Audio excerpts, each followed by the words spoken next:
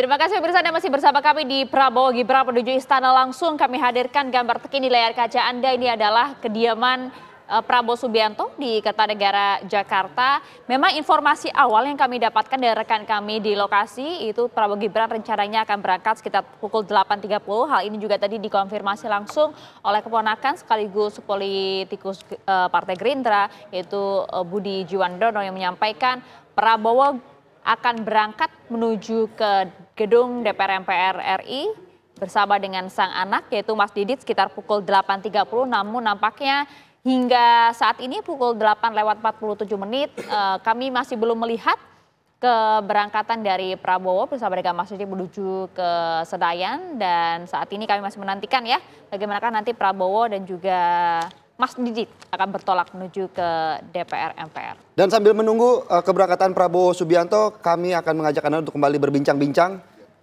Saya mau ke Bang Hensah. Bang Hensah, kira-kira akan seperti apa gaya kepemimpinan di era Prabowo dan juga Gibran? Gini, salah satu hal yang membuat saya optimis terhadap Pak Prabowo, ini presiden yang baca buku soalnya. Dan bukunya tuh bagus-bagus yang dia baca. Artinya memang dia ini seorang intelektual yang kemudian memimpin negara kita. Buat buku juga kan bahkan beliau. Dan dia buat buku juga banyak. Jadi menurut saya kita perlu optimis. Kemudian yang kedua, jaringan internasionalnya luar biasa. Bukan hanya negara-negara yang kemudian biasa dikunjungi oleh Pak Jokowi, tapi banyak negara memang memiliki apresiasi yang lebih. Itu bahkan seorang Mahathir Anwar Ibrahim itu meng-post di X-nya dia tentang pertemuan dengan Pak Prabowo dan dia menerjemahkan atau menggambarkan sosok Prabowo ini sebagai seorang intelektual pemimpin global yang memang patut dia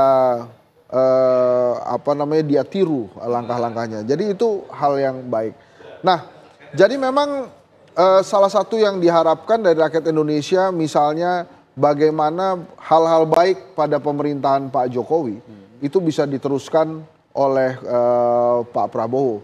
Nah, kemudian peran dari wakil presiden ini sebetulnya kan kalau dalam undang-undang memang ditugaskan oleh presiden baru dia kemudian bekerja.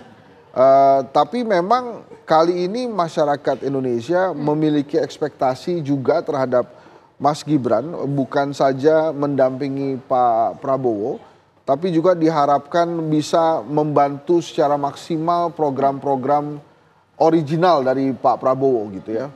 Ya pastinya doanya mudah-mudahan Mas Gibran juga nggak ngegangguin atau ngerecokin kerja-kerja Pak Prabowo, tapi intinya adalah ini adalah pilihan rakyat. Jadi sudah selesai, inilah kenyataan dan harapan sekaligus bahwa Prabowo Subianto akan menjadi Presiden Republik Indonesia yang memimpin kita ke depan. Iya, namun kalau kita lihat gaya kepemimpinan dari seorang Prabowo Subianto dan juga kemudian dari Mas Gibran atau Gibran Raka Buming Raka ini kan juga nampak berbeda gapnya karena kalau kita lihat dari segi usia kan cukup jauh ya. Prof. Burhan ya, tapi nanti seperti apa kalau kita melihat dari segi pembagian kinerja? Karena kalau kita lihat dari sebelum-sebelumnya seperti misalnya dengan SBJK, kemudian Prabowo JK, bahkan juga dengan Jokowi JK dan juga Jokowi Ma'ruf Amin kan kita lihat pembagian kinerja antara presiden juga wapres kan berbeda-beda. Tapi kalau kali ini Anda melihat akan seperti apa? Pertama aturan mainnya, wapres tidak punya kewenangan banyak dalam sistem presidensial yang kita anut. Persis seperti Amerika. Jadi wapres lebih banyak sebagai pemeran pengganti. Itu aturan mainnya. Tetapi pada faktanya ada beberapa kejadian yang berbeda. Misalnya zaman Pak SBY periode pertama, Pak JK lebih punya peran yang besar untuk ukuran wapres ya. Termasuk dalam urusan perdamaian Aceh dan seterusnya. Untuk periode kedua Pak SBY ketika sama Pak Budiono lebih di kamar kerja, ini istilahnya Pak SBY ya. Dan Pak SBY tampil sebagai matahari tunggal. Nah demikian juga ketika zaman Pak Jokowi periode pertama, Pak JK cukup punya peran yang besar ya untuk ukuran wapres. Nah di periode kedua Pak Jokowi ketika sama Pak Ma'ruf Amin, itu Pak Ma'ruf Amin jarang terlihat ke publik. Nah sepertinya untuk yang sekarang lagi-lagi peran matahari tunggal ada di tangan Pak Prabowo. Dan saya melihat Pak Prabowo punya concern terutama di isu-isu internasional, geopolitiknya. Dan sebelum beliau dilantik kan Pak Prabowo cukup masif ya melakukan pertemuan dengan para pemimpin negara di dunia ya, termasuk bertemu dengan Macron, bertemu dengan para pemimpin pemerintahan dan negara di Asia dan seterusnya. Jadi fokus luar negeri menurut saya akan menjadi bagian penting buat pemerintahan Pak Prabowo mendatang. Kemudian tentu saja adalah signature dia berkaitan dengan program bergizi gratis. Dan alokasi dananya sudah disiapkan 71 triliun ya untuk tahun depan. Dan ini saya kira juga satu hal yang membedakan dengan zaman Pak Jokowi ya. Pak Jokowi tidak punya program ini, ya, program makan bergizi gratis. Dan terakhir tentu concern Pak Prabowo berkaitan dengan penguatan sektor pertahanan dan pertanian. Dan lagi-lagi di situ juga membedakan. Jadi saya tidak yakin Pak Prabowo akan copy paste 100% apa yang sudah dilakukan oleh Pak Jokowi. Tentu dia akan punya keinginan untuk melanjutkan, tetapi ada hal-hal yang berbeda. Baik, kita akan mendengarkan statement dari Wakil Presiden Ma'ruf Amin. Ketika saya tidak bisa memberikan apa yang seharusnya lebih maksimal, karena itu saya mohon maaf pada seluruh masyarakat, pada bangsa, ya. Dan mudah-mudahan dengan adanya Wakil Presiden yang baru, beliau akan bisa lebih banyak lagi meneruskan dan juga memberikan sumbangsinya kepada bangsa dan negara. Ya, saya mohon maaf, terutama kepada saudara-saudara para wartawan yang mungkin juga banyak hal-hal yang saya kurang berkenan pada saya dan keluarga saya juga semua. Dan mudah-mudahan walaupun saya tidak jadi wakil presiden, kita bisa bertemu dalam event-event yang lain. Karena seperti saya katakan, pengabdian tidak hanya berada dalam posisi sebagai wakil presiden, tapi pengabdian tidak boleh berhenti dimanapun kita berada. Dalam kesempatan seberapapun kita dapatkan, kiprah pengabdian kepada Allah, kepada bangsa, kepada negara harus kita lanjutkan. Ya pemirsa, ini seperti Anda lihat di layar kaca saat ini pemirsa, ini adalah kendaraan yang kemudian ditumpangi oleh Prabowo Subianto. Udah jalan. Kita lihat sudah mulai jalan bertolak menuju ke gedung MPR RI. Apakah kemudian Prabowo akan menyampaikan satu dua patah kepada awak media? Nah, ini dia Prabowo Subianto sudah lambaikan tangan kepada awak media ya, Ayah. Dan juga bertolak menuju ke DPR. Memang informasi terakhir yang kami dapatkan, Prabowo Subianto ini bertolak menuju ke gedung MPR bersama dengan sang anak, Mas Didit, untuk kemudian menghadiri pelantikan Presiden dan Wakil Presiden terpilih, di mana sebelumnya tadi keluarga besar dari Prabowo sudah bertolak terlebih dahulu menuju gedung DPR. Dan kalau kita kembali melanjutkan perbincangan kita dengan narasumber Prof. Burhan, kalau kita melihat dan mengutip bagaimana tadi Prof juga bilang bahwa peran dari Wapres adalah menggantikan Presiden. Tetapi kalau kita melihat program yang dibawa oleh Presiden ini salah satunya adalah mengedepankan anak muda. Dan salah satunya adalah ekonomi dan juga banyak Gen Z yang kemudian dikedepankan. Akan seperti apa kira-kira?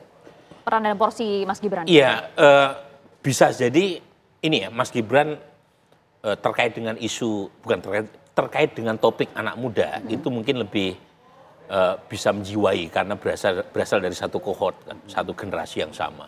Tapi lagi-lagi peran tersebut harus seizin Presiden, ya. Itu aturan mainnya seperti itu ya. Dan akankah kemudian Pak Prabowo memberikan porsi itu ke Mas Gibran? Saya kira Pak Prabowo tidak akan keberatan ya. Toh itu porsi yang mungkin sesuai dengan bidang dan concern Mas Gibran, dan saat yang sama yang menurut saya masih menjadi isu adalah soal Jakarta Raya ya, Grid Jakarta. Karena kan mulai ada isu berkaitan dengan Jakarta yang dikoneksikan dengan daerah-daerah sekitarnya, bahkan sampai Cianjur kan, bukan hanya Jabodetabek. Nah pertanyaannya, apakah peran itu diberikan kepada Mas Gibran? Karena memang sangat krusial tuh, ya, bagaimana Jakarta terkoneksi dan terintegrasi dengan kota-kota dan kabupaten sekitar Jakarta. Dan ada isu itu akan diberikan perannya buat Mas Gibran, tetapi lagi-lagi itu menjadi sangat debatable karena sampai sekarang belum clear betul ya. Tetapi mungkin juga Mas Gibran akan diminta untuk mengawasi IKN. Kan IKN belum selesai kan. Dan ini bagian dari legacy Presiden Jokowi yang notabene adalah ayah dari Mas Gibran. Dan tentu saja kalau misalnya disepakati dengan Pak Prabowo, ya saya kira Mas Gibran boleh-boleh saja. Karena bagaimanapun Pak Prabowo adalah presidennya, matahari tunggalnya, dan tidak boleh ada matahari lain dalam sistem presidensial yang muncul di balik ya matahari tunggal itu. Ya, kalau tadi kan disampaikan secara presidensial memang itu tadi ya, peran Wapres memang sudah diatur sebagai peran pengganti itu tadi ya. Tapi porsinya itu yang kemudian kita tunggu-tunggu, Bang Hensat. Akan seperti apa kemudian sosok Gibran Raka Buming Raka yang akan menjalankan pemerintahan? Ya tergantung Pak Prabowo ngasih tugas Gibran apa gitu kan, dia jadi wakil nggak boleh jalan sendiri gitu, harus menunggu apa kata presiden dan kemudian dilakukan. Secara undang-undang justru kalau istirahat di istana aja boleh gitu, jadi artinya dia belum mendapatkan mandat untuk bergerak dari Pak Prabowo, dari presidennya, maka itu sah dan diperbolehkan gitu. Jadi nanti kita lihat juga kan Pak Prabowo selama ini belum pernah mengatakan atau belum pernah secara tersirat memperlihatkan kira-kira tugasnya Mas Gibran apa. Apakah kemudian memimpin pembangunan IKN ataukah hal-hal lain yang terkait dengan anak muda. Karena bicara dengan anak muda pun, tentang anak muda pun Pak Prabowo juga memiliki menteri-menteri yang berasal dari anak muda yang juga kompeten. Jadi ya memang kalau ditanya kira-kira tugasnya Mas Gibran apa di pemerintahan, kita mesti nunggu Pak Prabowo nantinya. Oke, dan kalau kita lihat pemirsa layar kaca Anda ini di sebelah kanan layar kaca Anda ini merupakan gambar terkini perjalanan Prabowo Subianto bersama dengan sang anak menuju ke gedung DPR, dan juga di sebelah kiri layar kaca Anda itu merupakan gambar terkini dari gedung DPR RI di mana lokasi pelantikan Presiden dan Wakil Presiden akan berlangsung. Sudah hadir sejumlah tamu negara, ya, kemudian Maria, juga ya, dari negara-negara sahabat, dan juga termasuk juga tadi ada sejumlah tokoh politik ya. Ada Budi Jiwandono, kemudian juga ada Erick Thohir, Menteri BUMN, dan juga Ketua Umum PSSI. Ada Amin Rais dan juga Bambang Sutatio. Amin Rais ada. Kemudian tadi kita juga sudah melihat ada beberapa tamu-tamu penting juga, Amin kemudian Rais, Presiden dan juga Wakil Presiden terdahulu juga nampak hadir di sana. Ada Bapak Yusuf Kala, kemudian juga tadi kita lihat ada Amin Rais juga di sana, dan juga ada beberapa tokoh-tokoh lain. Dan ini